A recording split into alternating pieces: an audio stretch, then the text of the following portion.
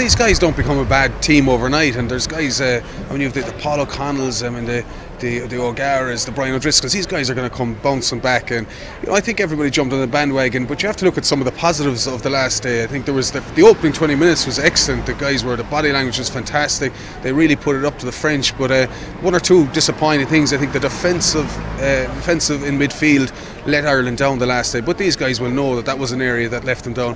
Also, I think they went chasing the game a bit too early, so these guys learn from every game. The coaching staff, the whole lot of them, Declan Kidney, they'll bring it in and say, right guys, what did we do wrong? It was defence, we chased it and panicked a small bit too early, so let's eradicate them for the next day. So it is a really tough game going into England, very, very tough game. The English guys are, obviously, it's a momentum competition, the Six Nations. These guys are on a roll, they have 2 out of 2.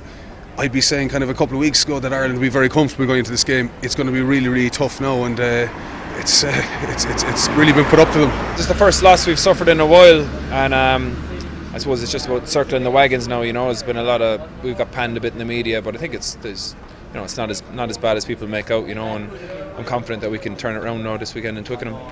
Keep my head down, I support the lads and keep training away, and hopefully things will work out for the best. The English are a very strong side, and they've massive support at home, but I think that traditionally the English support it's wavered a little bit when England haven't really gotten on top early. I think they got an awful lot of criticism after their Italian match. So I think if Ireland can get a good start and keep playing their own game plan and build pressure on top of the English, I think we can turn it around. Playing in England is a daunting task. It's a magnificent stadium, and the English crowd get right behind them. Now, whether that'll be a factor this weekend with the amount of unease that's around the side at the moment, maybe that's a way that the Irish team can capitalise, get into the game early, and put them under pressure and see what way the crowd react over there. They struggled a bit in Italy, but every team has their moments against Italy where you panic and go back into your shell because of the physicality of the game and the way the Italians can smother you when you play them over there.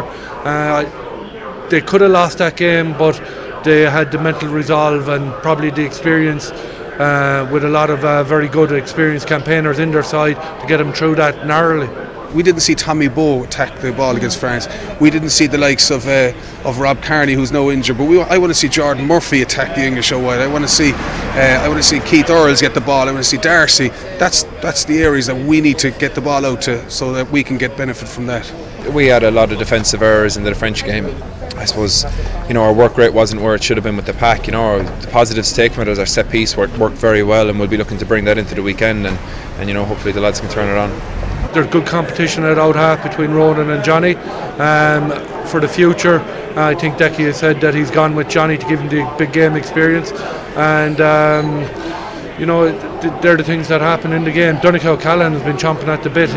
I think he even wanted to play the Italian game even when he wasn't right, so he's been chomping at the bit. I know from Lanzarote, when he was away with the Munster lads there, he was training morning, noon and night, so he's well capable of getting ready for this game.